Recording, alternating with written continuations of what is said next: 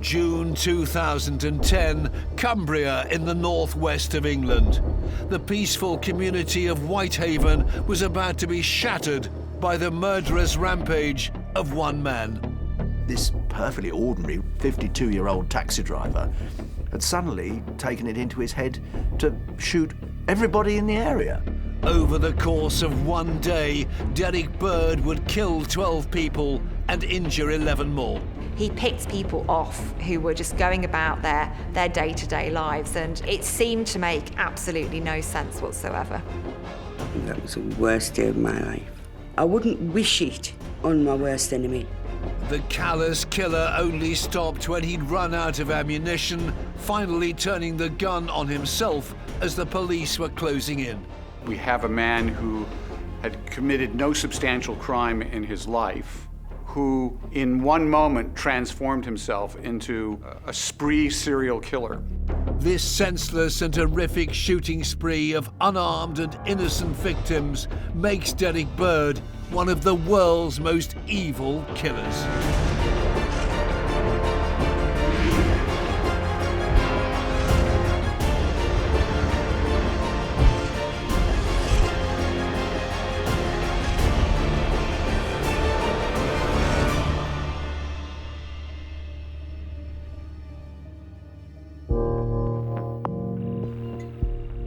Whitehaven, northwest England.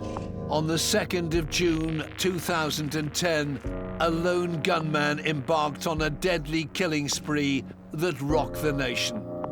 Shooting many of his victims at close range, 52-year-old taxi driver Derrick Bird even murdered his own brother.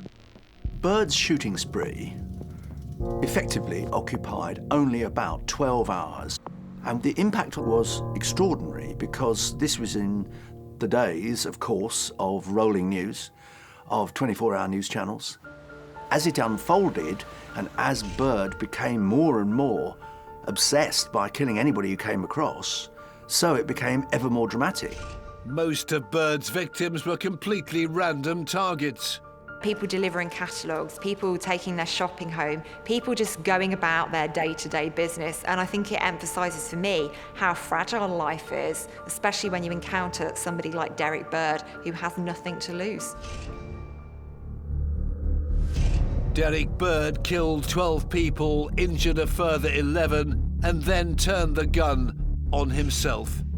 After his death, his family released a statement to the press via the local vicar. He was a loving dad and recently became a grandfather. We would like to say that we do not know why our dad committed these horrific crimes. We are both mortified by the sad events. This killer's story begins in 1957. Derrick and his twin brother were born on the 27th of November in Ennerdale Bridge, a village a few miles out of Whitehaven, to a seemingly ordinary family. The twins had an older brother, and their father worked nearby for the local council. The twins went to a school in Whitehaven. Despite being older by only 5 minutes, Derrick seemed to be in the shadow of his younger twin brother, David. It's always assumed, isn't it, that twins will adore each other. You know, there are many twins that are like that, but in this particular case, I don't think they were. I think they were rather isolated from one another. David was probably the more likeable one, Derrick the quieter one. He was kind of a bit of a loner. As the brothers grew up, the differences between them became more apparent.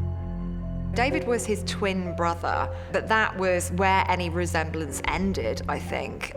David was better at sports. He was on the rugby team at school. Derrick wasn't a particularly athletic child. David was cleverer, he was more handsome, he was more successful, and many people have described Derrick as living in David's shadow. And this isn't anything unusual. Many siblings are outshone by others in their family, but they don't carry the kind of rage and the kind of resentment that Derrick Bird did, I think, because that was what his personality was. He really did catastrophize this relationship with his brother, and he blamed him for so many things. Despite their differences, the twins shared their father's passion for hunting game, and just before his 17th birthday, Derrick was granted a shotgun license. His father was involved in guns. In small towns in the countryside of England, owning weapons, especially a shotgun, for hunting, is not unusual. Bird's passion for guns continued into adulthood. After leaving school, Derrick Bird found work as a carpenter at Sellafield Nuclear Power Station near Seascale. Just before he started his new job, he began dating a woman who was 5 years younger than him. She was somebody he met at school, and she was several years below him. So I think for him, this was important because he was the dominant figure in the relationship. He was that bit older. They never got married. They did live together. Things seemed to be going well for the couple. They moved in together in 1978 and had their first child in 1982. But in 1990, Bird lost his job at the nuclear plant after he was caught stealing wood. He received a 6-month suspended sentence. In 1994, his partner decided to leave him. It's pretty clear from early on, she senses something is slightly off about Derrick Bird. She never marries him. She leaves him before the birth of their second child. So this was his first relationship. This was a relationship that failed. This was another thing, I think, to add to his collection of grievances, of things that other people have done to him. So this is just adding to his pity, essentially. And if there was a telling moment in Derrick Bird's emergence into adulthood, it was the failure of that relationship. A few months later, Bird began dating again. Derrick Bird formed a relationship with another woman. They never lived together. Bird at that point was still, employed in various odd jobs. A year later, Bird became a taxi driver. He finally had a stable job again, but his love life was anything but. His relationship with his partner was becoming increasingly volatile. Now, they're together for some years. It's alleged that there was some domestic abuse. The extraordinary nature of Bird's relationship is demonstrated by the fact that in January 1998, the police are called after she insists that he's head-butted her, but no charges are brought. In October 1998, Bird's life was turned upside down yet again when his father died. Even though he was still working as a taxi driver, Bird became his mother's carer, and he would visit her every day. The instability of this double life began to spill into his day job, and just over a year later, Bird was arrested for demanding money with menaces. However, no charges were ever brought against him. By now, his partner had had enough, and in 2000, after 6 years, she finally left him. She says that Bird became emotionally detached, wasn't sympathetic, wasn't compassionate. I don't think Bird was capable of compassion. I don't think he felt much in the way of anything for anybody. Life as a taxi driver became hard for the father of two, and he'd started to get a bad reputation among the drivers. Being a taxi driver in a fairly isolated seaside town in Cumbria was getting more difficult. More taxi drivers, fewer passengers. There was a good deal of rivalry on the Whitehaven cab rank, clearly, with some not particularly pleasant remarks, one driver to another. He's not a popular figure on the Whitehaven rank. Bird had a particularly volatile relationship with a young driver called Darren Rucastle. Darren, he had a few bust-ups with Bird, because Bird used to drive in front of the taxi before there was rails put there. And Bird was one of the worst for that. And one day he found this sour milk thrown all over his taxi, over the back seat of the taxi, and that upset him. And he had a good idea it was Bird that did it, because Bird had taken the fare off him. Sharon Moore, Darren's sister, recalls the hostile relationship between her brother and Bird. I can't say a bad word about him because he was my brother. He definitely wasn't a bully. But most of these taxi drivers got, I used to bully Derrick and used to do this, used to do that. It was tit for tat. They were as bad as each other. Over the next few years, the rivalry between the two drivers intensified. Darren Rucastle slashed Derrick Bird's tyres. There had been a number of incidents, but that was obviously the most severe. And it would have been expensive because new tyres for a taxi are not a cheap thing to buy. There was the whole sense of it being relatively difficult to make a living. Isolated from the other taxi drivers, in 2002, Bird was involved in a fight outside a nightclub in Workington. His nose was broken, but he withdrew the charges against the other man.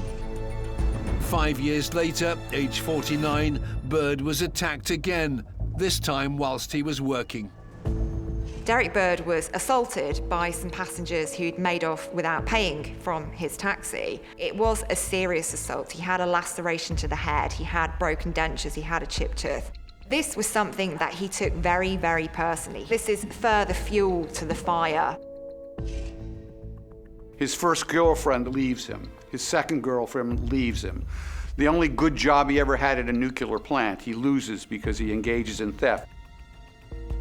He has his tires slashed by other taxi cab drivers. Fares who run out on him, assault him. One assault being serious enough that he was hospitalized. His life was just on a downward descent. Bird had been briefly hospitalized after being attacked by passengers in his taxi. The incident had left Bird anxious. He actually changed the nature of how he did his cab work, when he did his cab work. He became more cautious, he had nightmares, he obsessed about it as a repetition compulsion. Now, those are all valid symptoms of post-traumatic stress disorder. I don't doubt that he had it. What's odd is that the trauma is relatively minor compared to most things that cause PTSD. And what that makes me think is that before that assault occurred, because of the nature and stresses of his life, he was in a state of such fragility that his fabric just wasn't sufficient to deal with the next stress. Bird was a gun enthusiast and would regularly go on holidays to Thailand, where he would visit shooting ranges. He owned several guns, and in March 2007, he purchased a new .22 caliber rifle. There's no doubt that he had a great interest in guns, which I think had been given to him by his father. He had a shotgun license for many years, in 1974. He had a proper license for a .22 caliber rifle, complete with a silencer. He had a license to have quite a lot of ammunition. Bird loved shooting. It was very much a solitary pursuit.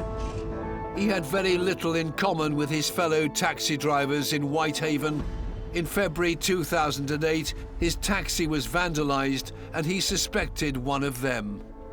There is often quite a bit of banter between taxi drivers, and sometimes this can turn quite nasty, especially when there are disputes over fares, whether somebody has picked up somebody else's passenger, because this is how these guys make their living.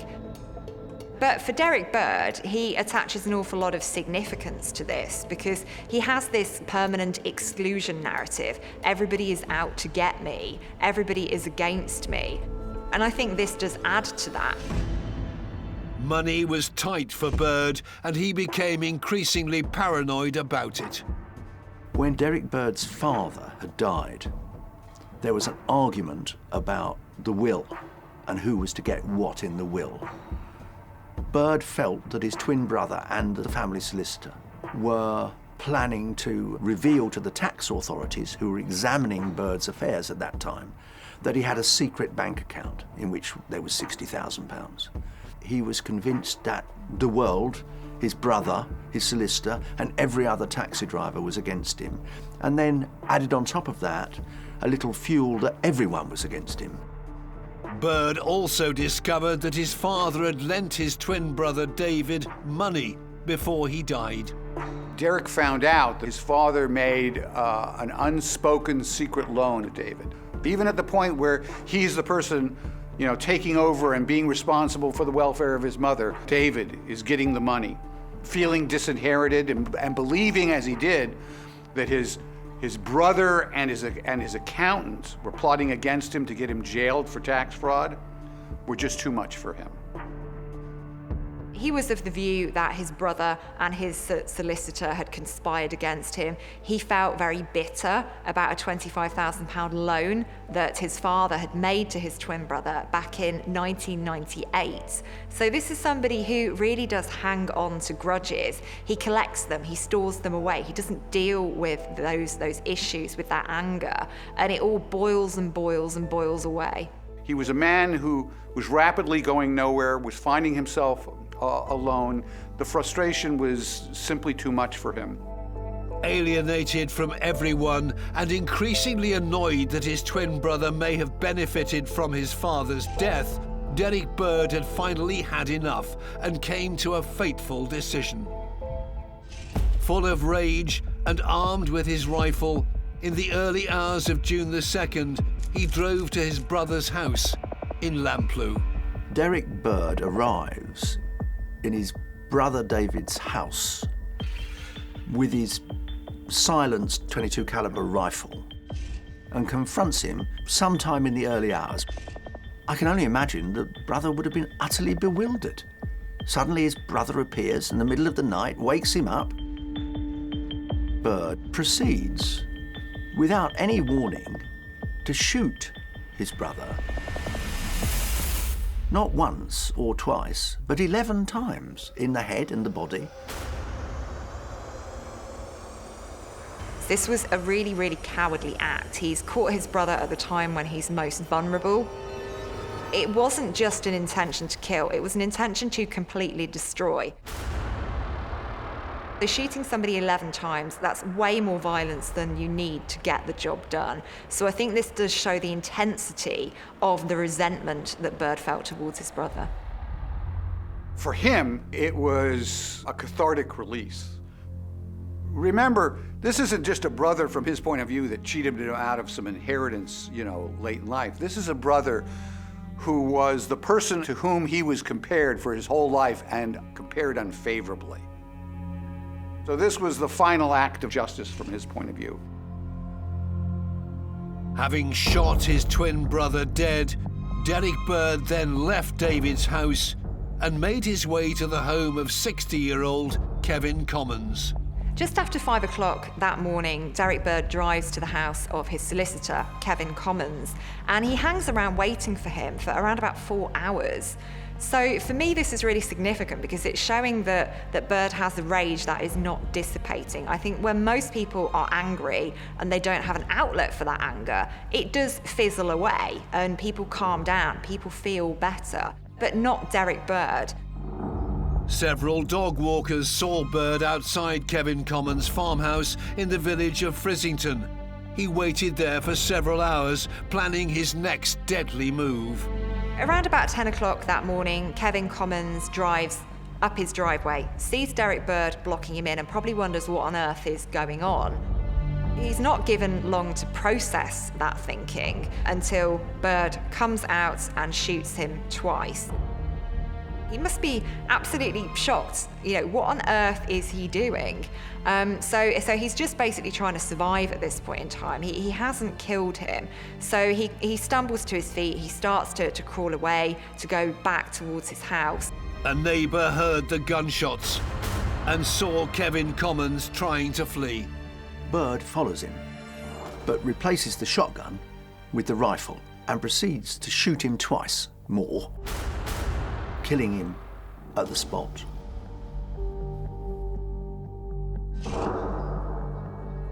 Just after 10 a.m., the concerned neighbours called the police, who discovered Kevin's body in his driveway. But Bird was nowhere to be seen. He'd fled the scene in his car, armed with 2 weapons, a 12-gauge sawed-off shotgun and a .22 caliber rifle. Shotguns and rifles are very different weapons. A rifle is designed to send a stable projectile a long distance. A shotgun is designed to spread pellets out. A rifle certainly can fire a small projectile that can kill you, but at short range, the mass of pellets can produce utterly devastating injuries. With greater range, less effective, but close up, a shotgun is far more deadly. Derrick Bird had killed 2 innocent men, his twin brother David and 60-year-old family solicitor Kevin Commons. Having fled the scene, Bird returned to his home village of Rora, and at approximately 10:30 that morning, he decided to go to his friend's house to collect another gun he'd left there. His friend wasn't home, so Bird couldn't get his gun. He quickly left and made his way to Duke Street in Whitehaven, where 43-year-old Darren Rucastle had just started his shift at the taxi rank. I used to have breakfast with him. But I don't know why, for some reason I stayed in bed that morning. And he'd just gone out when I came downstairs. If I'd got up when I normally did to have breakfast with him, he would have gone out later, and this thing might never have happened. Darren Rucastle was strolling across the road with a coffee in one hand and a cigarette in the other, just like it was any other normal day. And Derrick Bird pulls up in his car and calls Darren over to him. He's got that control over him. He knows what he wants to do with this victim. He wants Darren to be facing him. And when he is, he shoots him in the face. I think this is a really significant murder because he feels slighted by Darren. He feels that this popular, affable, likeable man is somebody who has turned against him. He's somebody who has basically turned the other drivers against him. So he's externalizing all of that rage. And the fact that he shot him in the face is really significant because somebody's face is their identity. It's a sense of their personhood. So it wasn't sufficient for Bird to kill him. He wanted to absolutely obliterate this individual. Sharon received the devastating news about her brother's murder just minutes later. I got a phone call at 10:35 to say that Darren had been shot. It was one of the taxi guys. He was quite close to Darren. He just said, Sharon, he said, I'm so sorry. He said, Darren's been killed. And I just went, you're joking, aren't you? He went, no. He said, I'm serious. I said, when was he killed? He said, a couple of minutes ago. And he might as well have hit me in the stomach with a sledgehammer, because it was the worst feeling ever. Ever. I couldn't get the words out. I felt physically sick. I was crying. It was just, it was as though it was happening to somebody else. In utter disbelief, Sharon called the police. And I rang the police and I said to them, I said, can you tell me if it's Darren Rucastle, please? And she went, well, who's calling, please? I said, it's his sister. And she turned around and she went, well, I don't know. We haven't got everybody's names and this, that and the other in. And so she says, I'll ring you back at 11:30.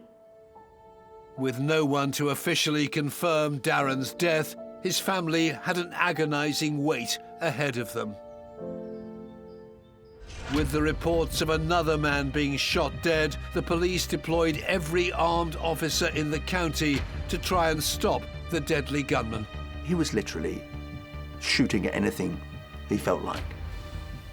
That's what made it quite difficult for the police to stop him at once, because there was no obvious pattern. Bird was now on the run, but he wasn't finished. Still at the taxi rank, Bird then fired his gun at two other local taxi drivers. Donald Reed was shot in the back and Paul Wilson in the face.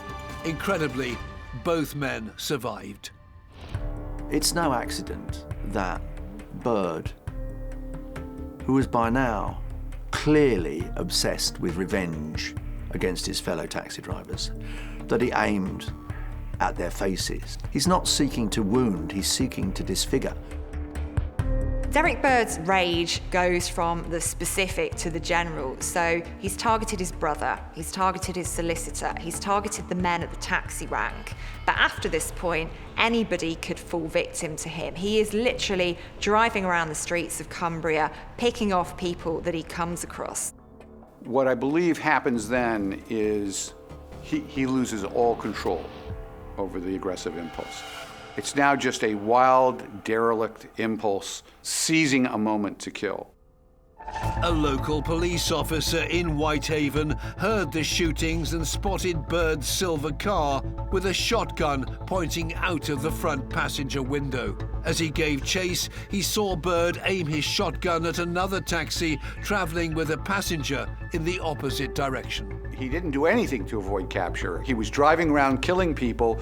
The net result of that was within moments, every member of the police force was on the street looking for him. So he operated without regard the possibility that he would be caught. The local policeman stopped to help the occupants of that taxi. Driver Terry Kennedy was shot in the hand, and passenger Emma Percival was hit by pellets in the neck, arm and side. Both received significant injuries, but survived. Another police van took over the pursuit and confronted Bird, who'd pulled into a driveway. The officers, however, were unarmed. When the police finally did catch up with Derrick Bird, he's a very dangerous individual at this point in time. He has got nothing left to lose. So when he points his gun at the police officers, they quite wisely back away, and that gives him the opportunity to go on the run again. So they've come very close to getting him, but I think it was a wise decision to give him a wide berth at this point in time. After Bird threatened them with a shotgun, it became clear to the local police they would need help to apprehend him. This is Cumbria. This is not the mean city streets. You're not expecting there to be a spree killing in this part of the world. So the police were perhaps not as well set up to respond to this as they could have been. So there were some issues with the radio communications. There were some issues in passing information from one service to another. So I think this spree killing really did take everybody by surprise. By now, the shocking news broke that a deadly gunman was on the loose in Cumbria. Stay indoors. He's randomly shooting people on the street. With modern news, you can actually see these sort of events unfolding in real time. You don't see serial killers in real time. But to sit there as a person and watch as it's unfolding live is just unbelievable, really. At 11 a.m., the body of David Bird was discovered, and the police realized they now had 3 people dead and 4 people seriously injured. Helicopters were deployed to scour the area for the crazed gunman.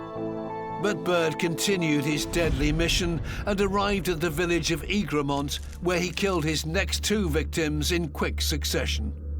57-year-old Susan Hughes, who was out doing her shopping, and 71-year-old Kenneth Fishburne, a retired Sellafield worker.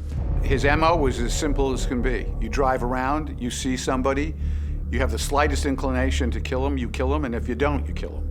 He virtually killed almost everyone within range of his gun and taxi as he drove around. Bird's next victim was 65-year-old Isaac Dixon, who was killed in a field in the village of Carlton. Between 11:05 and 11:10 a.m., he then drove to the village of Wilton. It was thought he was looking for members of a diving club with whom he'd fallen out. Unable to find anyone, he turned his gun to an elderly couple, Jennifer and James Jackson. I suspect he's now become so dissociated from the world, he doesn't really know what he's doing. He knows vaguely that he's got an end game in his mind, but there's no predictability. The police urged the public to stay indoors whilst they tried to track down the crazed gunman.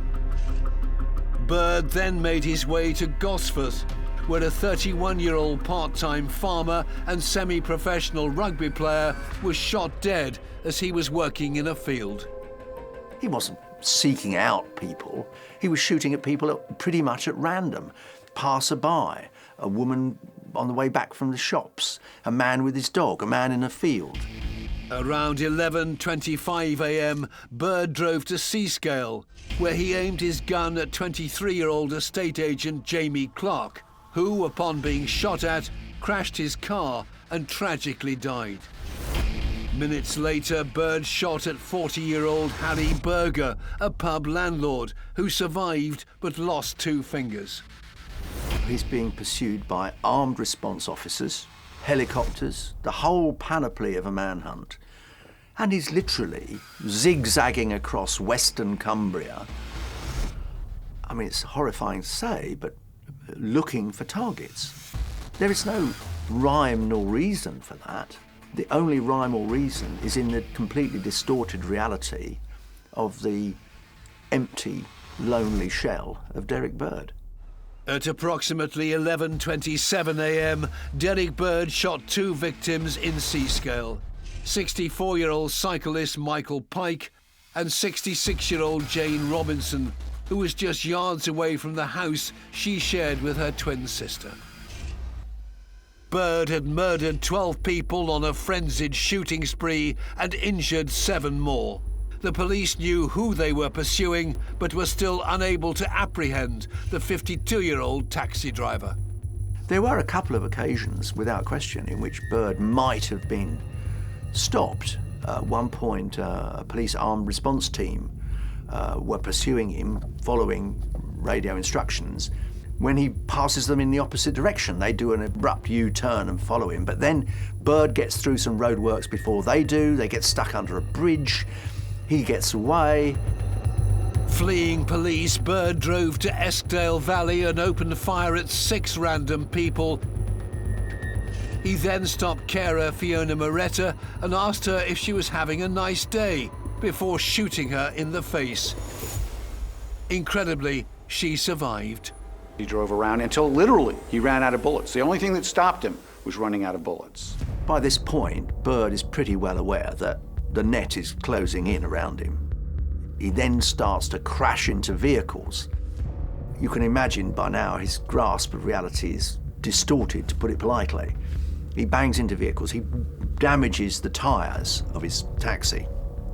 Eventually, so badly that one deflates completely, crashes into a wall.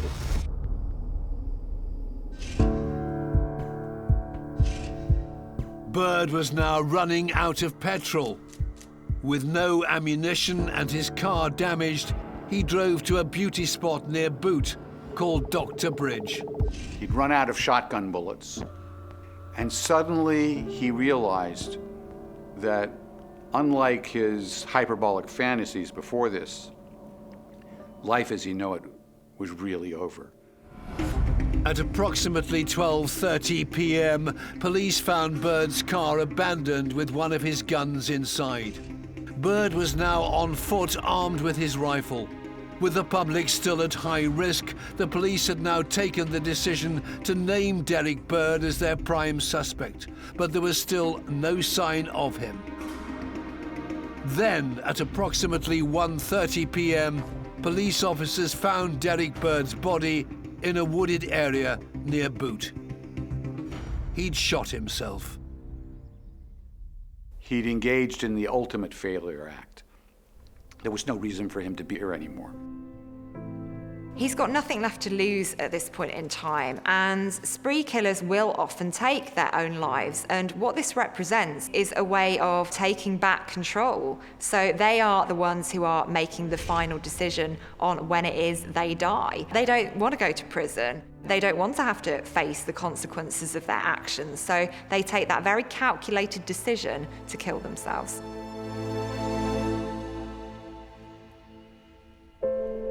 Meanwhile, Sharon was still waiting anxiously for news on her brother, Darren. So we waited and we waited. 11:30 came and went, no sign of any phone calls. And I said, we'll just go up to Mum's. Went up to Mum's and I walked in and Mum said to me, she says, what do I owe this? Pleasure? And I just said to her, I said, put Sky News on. So she put the Sky News on. She just started screaming. And she went, that's our Darren, that's our Darren. And then about 6 o'clock, the police came to tell us it was Darren. He was just left on the pavement. That's what really got to us. They never covered a home, never put a tent over him. When the police came, we asked them about that, and they said we haven't got one. So that was it. Sharon realised she had met her brother's killer before, but could never have known what was to happen. A week before all that happened, I got in Derrick's taxi. I'd said to our Darren, the taxi driver was really unsociable sort of thing. And he was like, oh, that's just Derrick, he's harmless. I think that's the puzzling bit out of it all for me, is when our Darren said, oh, he's harmless. I always say you never know what goes on in someone's head. With the news of the Cumbria shootings all over the national press, people were still trying to make sense of why Derrick Bird did what he did. A large number of people that he killed were literally people whose killing was a punishment for them being on the public streets. There's no motivation there. There's no connection there to anything in his life. It is really what some people would call an expressive homicide, a homicide that's taking place more to give him cathartic relief than anything to do with who the victim is and whether or not they deserve to be punished. The Queen paid tribute to the victims, and the then British Prime Minister David Cameron visited the scene. The small, close-knit community in Cumbria was hit hard by the killings and wanted to show their support for the victims. For Darren Rucastle's family, it was overwhelming. We booked the crematorium for 150 people, but when we got there, I would say a couple of hundred stood outside. The taxis made a procession to follow the hearse.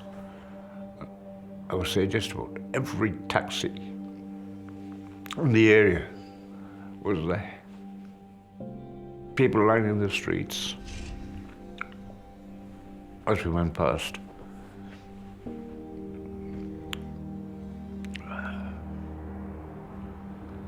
It was heartbreaking. So many people knew him, and so many people liked him. It was huge, huge amount of people there. They're proud of him. To think how many people he touched, like not just in his job, but in general. The families could now put their loved ones to rest, but nothing could explain Bird's actions. Well, I'll be honest with you, I hated him because he took somebody special away from me. Then I'd be like, it's his family I feel sorry for because you've destroyed your own family. And then his lads were at school, at the same school as my lasses went to. And he just wrecked so many lives. Just because he couldn't handle his own. You can't be a normal person and shoot people several times. There's no justification for it anyway. None whatsoever. Apart from losing the plot. This is an individual who's wrought complete havoc, and he's never going to be brought to justice for doing this. Bird certainly never explained, what did you do that for? He left no suicide note, for example, no note of apology, no suggestion of what was in his mind when he suddenly decided to shoot all these people. Anyone who is prepared to take lives at random or apparently at random for no obvious reason, without any explanation, to me is genuinely evil. Bird callously aimed his gun at anyone that stood in his way or he felt had wronged him. In less than 24 hours, he murdered 12 innocent people, including his twin brother, and injured 11 others. All of this makes Derrick Bird one of the world's most evil killers.